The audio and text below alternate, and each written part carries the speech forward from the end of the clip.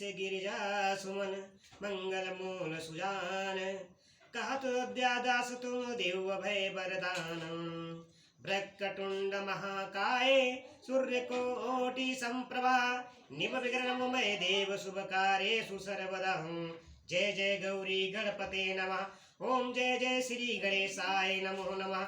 जय मां सरस्वती देवी नारायणी नमो नमः। जय जय श्री गौरी गणेशाय। जय जय गौरी गणपते।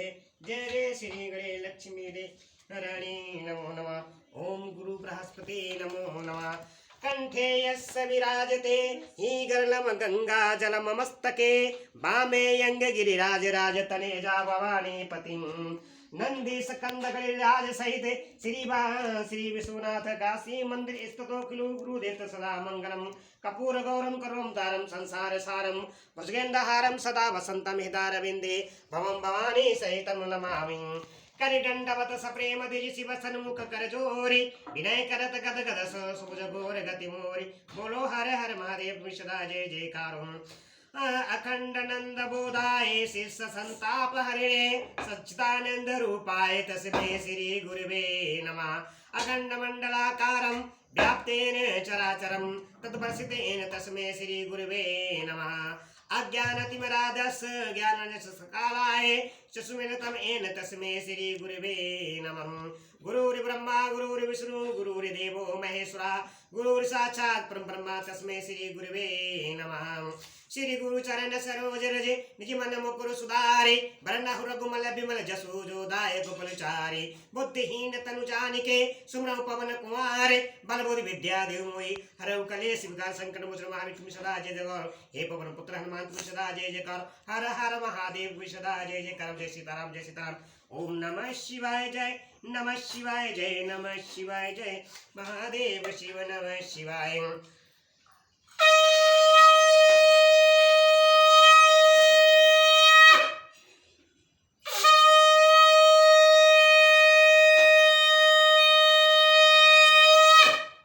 महादेव हे माता गौरा पार्वती सरस्वती तुम सदा जय जयकार। ओम नमः शिवाय नीलकंठ महादेव प्रभु तुम सदा जय जयकार। ओम नमः शिवाय ओम नमः शिवाय हर हर महादेव। ओम नमः शिवाय नीलकंठ महादेव सदा जय।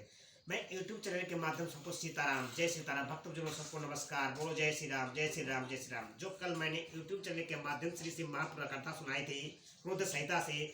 देवों का शिवजी के पास जाकर उनका स्तवन करना। शिवजी के ऊपर वध के लिए उद्धत न होने पर ब्रह्मा और विष्णु ने उन्हें समझाना। विष्णु के बतलाए हुए शिव मंत्र का देवों द्वारा तथा विष्णु द्वारा जब शिवजी की प्रसन्नता और उनके लिए विश्वकर्मा द्वारा सर्वदेवमय रथ का निर्माण है। जो कल कथा मैंने सुनाई थी, जो मैं आज कथा सुनाने जा रहा हूँ यूट्यूब चैनल के माध्यम से भक्तजनों सबको नमस्कार। माताएं बहनों सबको नमस्कार मैं करता हूँ। छोटे बच्चों सबको नमस्कार करता हूँ। ओम नमः शिवाय हर महादेव। मैं यूट्यूब चैनल के माध्यम से श्री शिव महापुराण कथा भक्तजनों सबको सुना रहा हूँ। श्रवण मास और आषाढ़ मास चल रहा है। जो इस कथा को सुनता है उसको बहुत लाभ मिलता है। बोलो तुम्हें सदा जय जयकार हो। आज मैं जो कथा सुनाने जा रहा हूँ रुद्र संहिता से। सर्व देवमय रथ का वर्णन। शिवजी का उस रथ पर चढ़कर युद्ध के लिए परिस्थान। उनका पशुपति नाम पड़ने का कारण। शिवजी द्वारा गणेश का पूजन और त्रिपुरदह मैं दानव का त्रिपुर से जीवित बच निकलना। जो कथा मैं आज सुनाने जा रहा हूँ, इस कथा को जो भी इंसान सुनेगा, जो भी बच्चा सुनेगा, आगे शेयर करेगा, लाइक करेगा, कमेंट करेगा, उसके समस्त कलियुग के पाप नष्ट हो जाएंगे और सुख घर में सुख शांति मिलेगी। बोलो हर हर में सदा जय जयकार हो। व्यास जी ने कहा, सैफ परवर सनत कुमार जी आपकी बुद्धि बड़ी उत्तम है। आप सर्वज्ञ हैं। तात आपने परमेश्वर शिव की जो कथा सुनाई है वह अत्यंत अद्भुत है। अब बुद्धिमान विश्वकर्मा ने शिवजी के लिए जिस देवमय एवं परम कष्ट दिव्य रथ का निर्माण किया था उसका वर्णन कीजिए। सूत जी कहते कि मुने व्यास जी की यह बात सुनकर मुनीश्वर सनत कुमार जी शिवजी के चरण कमलों का स्मरण करके बोले। सनत कुमार जी ने कहा कि महाबुद्धिमान मुनिवर व्यास जी, मैं शिवजी के पादों का स्मरण करके अपनी बुद्धि के अनुसार रथ की निर्माण कथा वर्णन करता हूँ, सुनो। तदंतर विश्वकर्मा ने रुद्रदेव के लिए बड़े यंत्र से आदर पूर्वक सर्वलोक में दिव्य रथ की रचना की। वह सर्व समंत समंत तथा सर्वभूतमय रथ सुवर्ण का बना हुआ था। उसके दाहिने चक्र में सूर्य और बाएं चक्र में चंद्रमा विराजमान थे। दाहिने चक्र में 12 अरे लोग आरे लगे हुए थे, जिनमें 12 सूर्य प्रतिष्ठित थे, और बायां पहिया 16 और औरों से युक्त था, जिनमें चंद्रमा की 16 कलाएं विराजमान थी। उत्तम व्रत का पालन करने वाले विपेंद्र अश्विनी आदि सभी 27 नक्षत्र भी उस वाम चक्र की ही शोभा बढ़ा रहे थे। विप्र श्रेष्ठ शिव ऋतुआएं उन दोनों पहियों की नेमी बनी अंतरिक्ष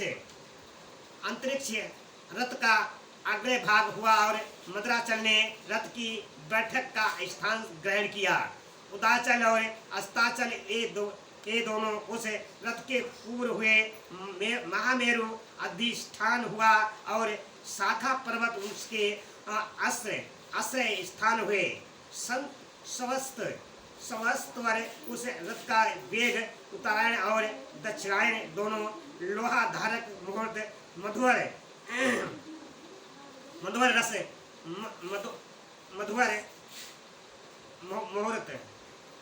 दक्षिणायन दोनों लोहा धारक मुहूर्त मधुवर रस्सा कहलाए। उसकी कीले हुई कष्टाएं, उसका घोड़ा और नासिका रूप अग्रभाग और अक्षर दंड निमेष न अनुक्रम नीचे का काष्ठ और लव ईशान दंड हुए। धूलोक इस रथ का ब्रुथ और ऊपरी पर्दा तथा स्वर्ग और मोक्ष ध्वजाएं हुई। भ्रमु एरावत की पत्नी और कामधेनु जुए के अंतिम छोर पर स्थित हुए। अवक्त प्रकृति रथ उसका ईशान दंड बुद्धि नड बल अहंकार कोना और पक्ष महाभूत उसका बल थे। मुनि श्रेष्ठ इंद्रियां उसे चारों ओर से विभूषित कर रही थीं, और श्रद्धा उस रथ की चाल थी। उस समय वेदों के 6 अंग ही उसके भूषण और पुराण न्याय मीमांसा तथा और धर्मशास्त्र अपभूषण हुए। संपूर्ण शुभ लक्षणों से युक्त बल संपन्न श्रेष्ठ मंत्र घंटा के स्थान मात्र हुए, और वर्ण तथा और आश्रय उसके पाद बने। शास्त्र फणों से शोभित शेषनाग बंधन रंजन हुए, और दिशाएं तथा उपदिशाएं उसके पाद बनी। पुष्कर आदि तीर्थों ने रत्न जटित और स्वर्णमय पातकाओं का स्थान ग्रहण किया, और चारों समुद्र उस रथ के आच्छादन वस्त्र बने। गंगा आदि सभी श्रेष्ठ सहिताओं ने सुंदरी स्त्रियों का रूप धारण किया, और समस्त आभूषणों से भूषित हो हाथों में चवर ले यंत्र तंत्र स्थित होकर वे रथ की शोभा बढ़ाने लगी। अथा आदि सातों वायु ने स्वर्णमय उत्तम सोपान का काम संभाला। लोकालोक पर्वत उसके चारों ओर का उपासो पान और मानस आदि सरोवर उसके सुंदर बहरी विश्व स्थान हुए। सारे वर्षाचल उसके चारों ओर के पास बने, और नीचे के लोकों के निवासी उस रथ का तल भाग हुए। देवादिदेव भगवान ब्रह्मा लगाम और पकड़ने वाले सारथी हुए, और ब्रह्मदेवत ओंकार उन ब्रह्मदेव का चाबुक हुए। आकार ने विशाल छत्र का रूप धारण किया। मद्राचल परस भाग का दंड हुआ। शैलराज हिमालय धनुष और स्वयं नागराज शेष उसकी प्रतीक्षा बने। श्रुति रूपिणी सरस्वती देवी उस धनुष की घंटा हुई, और महातेजस्वी विष्णु बाण तथा अग्नि उस बाण के नोक बने मुने। चारों वेद उस रथ में जुतने वाले चारों घोड़े कहे गए हैं। इसके बाद शेष बच्ची हुई ज्योतियां उन आश्रमों की भी आभूषण हुई। विशेष से उत्पन्न हुए वस्तुओं ने सेना का रूप धारण किया। वायु राजा बजाने वाले और वायु बाजा बजाने वाले और व्यास आदि मुख्य मुख्य ऋषि भाग हुए मुनीश्वर, अधिक कहने से क्या लाभ।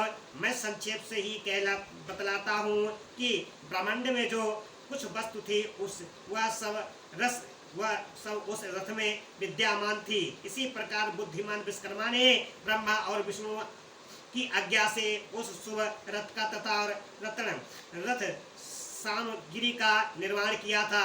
सनत कुमार जी कहते कि महर्षि इसी प्रकार महान दिव्य रथ में जो भी आकन अनेक विधि आश्रयों से भी युक्त था, इस वेद रूपी आश्रयों को भी जोत कर ब्रह्मा ने उसे शिव को समृद्ध कर दिया। शंभु को निवेदित करने के पश्चात जो विष्णु आदि देवों का समानी एवं त्रिशूल धारण करने वाले उन देवसुरों की प्रार्थना की। बोलो हर हमारे जय जयकार हो करके ब्रह्मा जी उन्हें उस रथ पर चढ़ाने लगे। तब महान ईश्वरशाली सर्वदेवमय शंभु रथ सामग्री से युक्त उस दिव्य रथ पर आरूढ़ हुए। उस समय ऋषि देवता गंधर्व नाग लोकपाल और ब्रह्मा विष्णु भी उनकी स्तुति कर रहे थे। गान विद्या विशारद अप्सराओं के गण उन्हें घेरे हुए थे। सारथी के स्थान पर ब्रह्मा को देखकर उन वरदायक शंभु की विशेष शोभा हुई।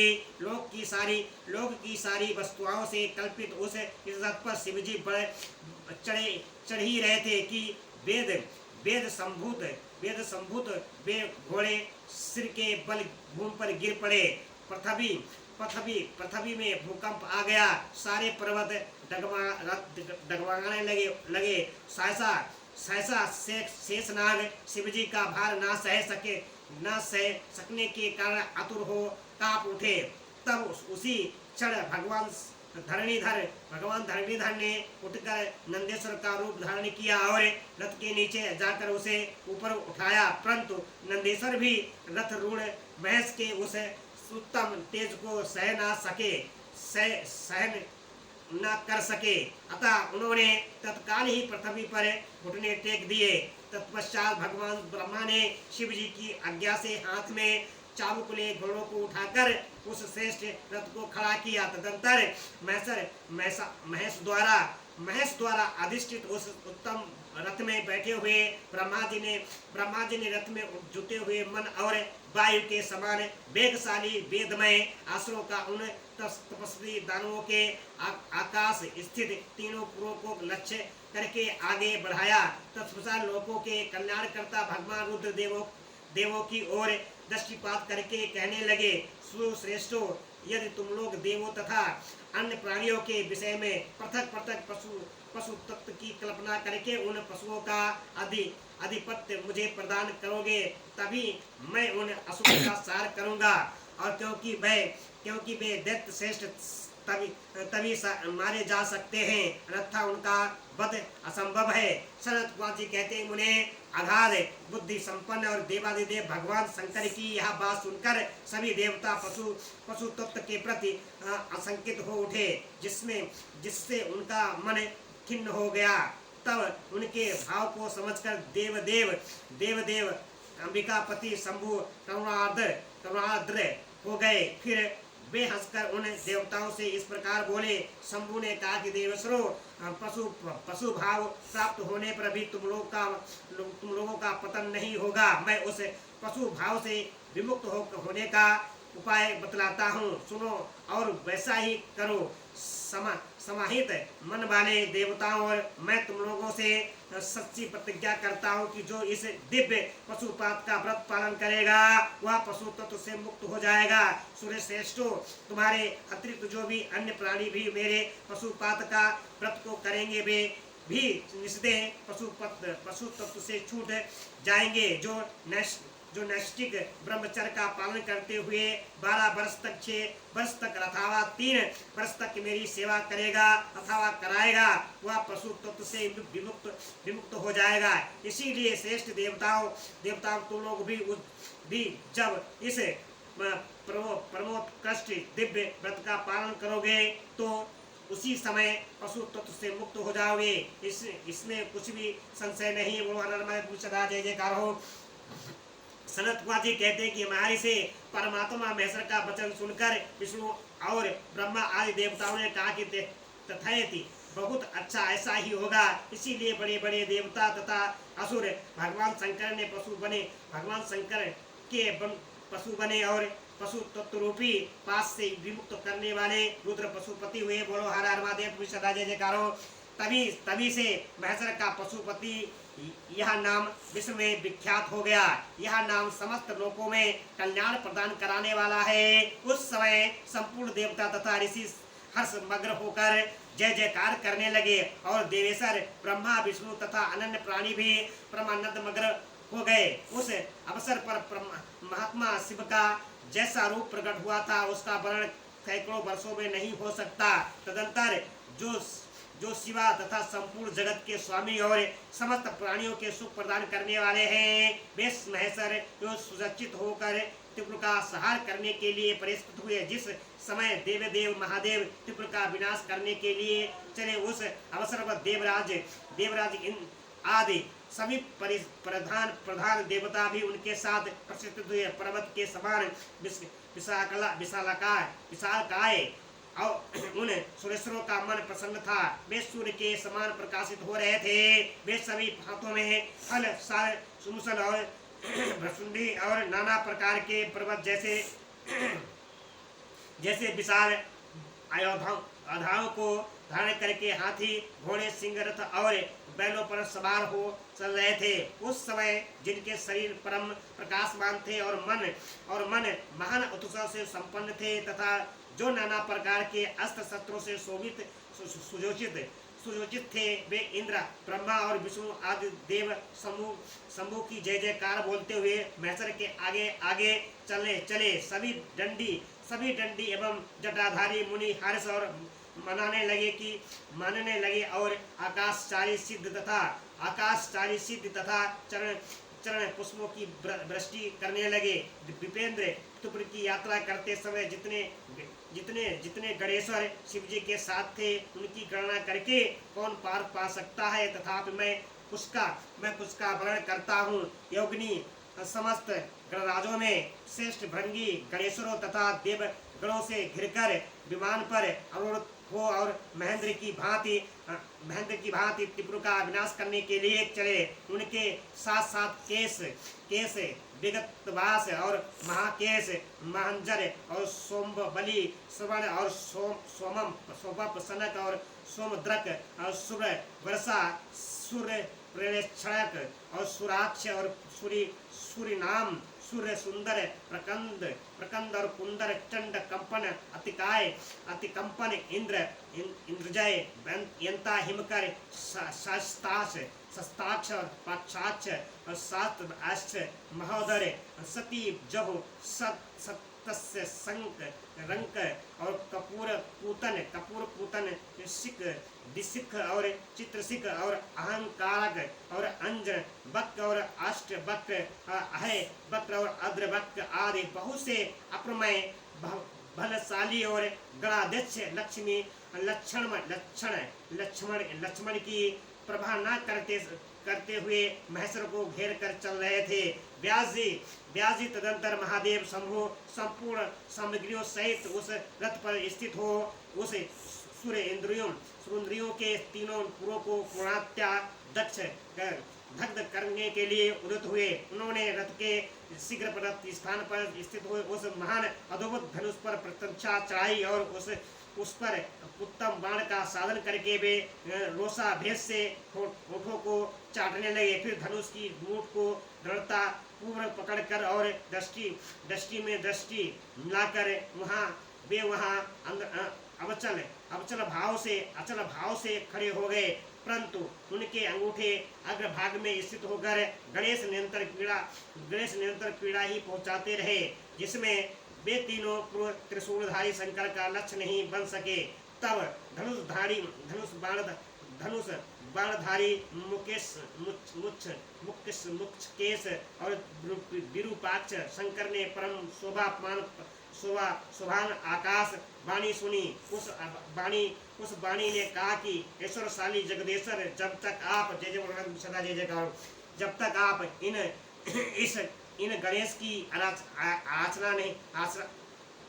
गणेश की अर्चना नहीं कर लोगे तब तक इन तीनों पुरों का सार नहीं कर सकोगे। ऐसी बात सुनकर अंधकासुर के निहत्ता भगवान शिव ने भद्रकाली को बुलाकर गजनानन का पूजन किया। जब हर्ष पूर्वक विधि विधान सहित अग्रभाग से स्थित उन विनायक की पूजा की गई, तब वे प्रसन्न हो गए। फिर तो भगवान शंकर को उन तारक पुत्र महानस्वी दैत्यों को तीनों नगर युक्त पूर्व से आकाश में स्थित दिख पड़े। इसी विषय में कुछ लोग ऐसे कहते हैं कि जब शिवजी स्वयं स्वतंत्र परब्रह्मा सगुण निर्गुण सबके द्वार लक्ष्य स्वामी और परमात्मा निरंजन पंचदेवों के उपास्य और पर्यातिपस प्रभु हैं, वे ही सबके उपास्य हैं, उनका उपास्य कोई नहीं है। तब सबके बंदनी और परब्रह्मा स्वरूप उन देवेश्वर महेश्वर के विषय में यह बात उचित जान नहीं पड़ती कि उनके कार्य सिद्धि उन अन्य की कृपा पर अवलंबित हो, परंतु उन देवादेव वरदानी महेश्वर के चरित्र में लीलावश सब कुछ घटित हो सकता है। अस्तु इसी प्रकार जब गणाधिपक का पूजन करके महादेव जी स्थित हुए, तब वे तीनों पुर लव कालवश शीघ्र ही एकांत प्राप्त हो गए। मुने इसी त्रिपुर के परस्पर मिलकर एक हो जाने पर महान आत्मबल से संपन्न देवताओं को महान हर्ष हुआ। तब संपूर्ण देवगण सिद्धि और महर्षि अष्टमूर्तिधारी शिव की स्तुति करके उच्चस्वर से जय जयकार करने लगे। उस समय ब्रह्मा और जगदीश्वर विष्णु ने कहा कि महेश्वर तारक पुत्र उन त्रिपुर निवासी दैत्यों का वध का समय भी उस आ गया है विभो, इसीलिए ये पूरे एकांत को भी प्राप्त हो गए। अतः देवेश जब तक ये त्रिपुर पुनः विलग हो उसके पहले ही आप बाण छोड़कर उनका भस्म कर डालिए और देवताओं का कार्य सिद्ध कीजिए। बोला मुने तदंतर शिवजी ने धनुष की डोरी चढ़ाकर उस पर पूज्य पशु शास्त्र नामक बाण का साधन किया और उसे भी त्रिपुर का छोड़ने का विचार करने लगे। शंकर जी ने जिस समय अपने अद्भुत धनुष को खींचा था, उस समय अभिजीत मुहूर्त चल रहा था। उन्होंने धनुष की टंकार तथा दूसरा सिंहनाद करके अपना नाम घोषित किया और उन महाअसुरों को ललकार कर करोड़ों सूर्यों के समान प्रकाशमान उन भीषण बाण को उन पर छोड़ दिया। तब से जिसके नोक पर अग्निदेव प्रसिद्ध थे और जो विशेष रूप से पाप का विनाशक तथा और विष्णु में था, उस महान ज्वलनमयन शीघ्रगामी बाण ने उन्हें त्रिपुर निवासी दैत्यों को दग्ध कर दिया। तत्पश्चात वे तीनों पुर भी भस्म हो गए और एक साथ ही चारों समुद्रों रूपी मेखला वाली भूमि पर गिर पड़े। उस समय शिवजी की पूजा का अतिक्रमण कर देने के कारण सैकड़ों दैत्य उस बाण स्थित अग्नि से जलकर हाहाकार मचा रहे थे। जब भाइयों सहित तारक जल गया तब उसने अपने स्वामी भक्तवत्सल भगवान शंकर का स्मरण किया। मन ही मन वह महादेव को देखकर परम भक्ति पूर्वक नाना प्रकार से विलाप करता हुआ वह उनसे कहने लगा।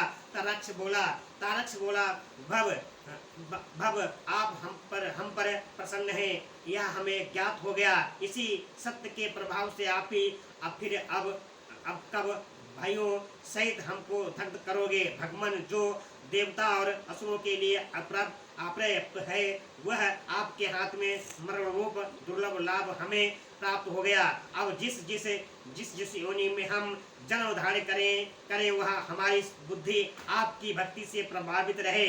मुने क्यों वे दैत्य विलाप कर ही रहे थे कि शिवजी की आज्ञा से उन अग्नि ने उन्हें अद्भुत रीति से जलाकर राख ढेरी बना दिया। व्यास जी और वे जो बालक और वृद्ध दानव थे, वे शिवा आज्ञा अनुसार उस अग्नि द्वारा शीघ्र ही जलकर भस्म हो गए। यहाँ तक कि उन त्रिपुरों में जितनी स्त्रियां और पुरुष थे वे सब के सब उस अग्नि में उसी प्रकार दग्ध हो गए।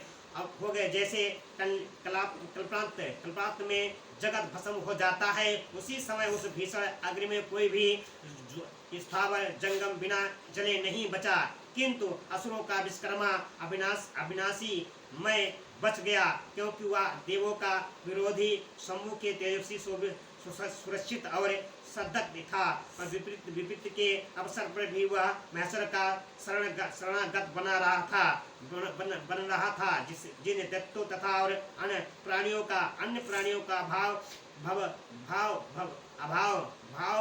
अभाव अथवा कृत के प्राप्त होने पर नाश कारक पतन नहीं होता, वे विनाश से बचे रहते हैं। इसीलिए सत्य पुरुषों ने अत्यंत संभावित उत्तम कर्म के लिए प्रयत्न करना चाहिए, क्योंकि निदित कर्म करने में प्राणी का विनाश हो जाता है। अतः ग्रहित कर्म का आचरण भूल कर भी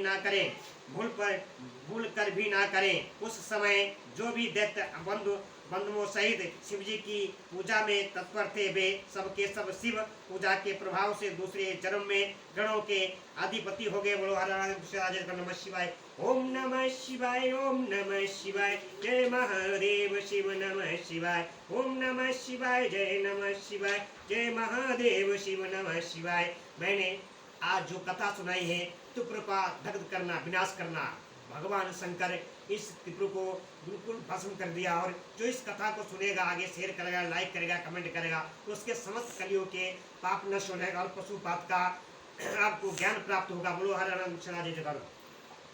ओम नमः शिवाय, जय नमः शिवाय, जय महादेव शिव नमः शिवाय।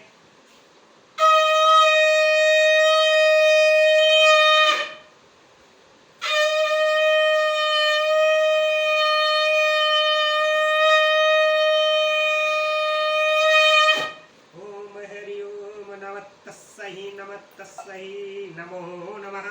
जय जय ब्रह्मा विष्णु देवाय नमः। हे माता गौरा पार्वती सरस्वती देवी नारायणी नमो नमः। हर हर महादेव शंभो अविनाशिनी मंगलकारी नमो सुतिर्विशदा। जय जयकारो।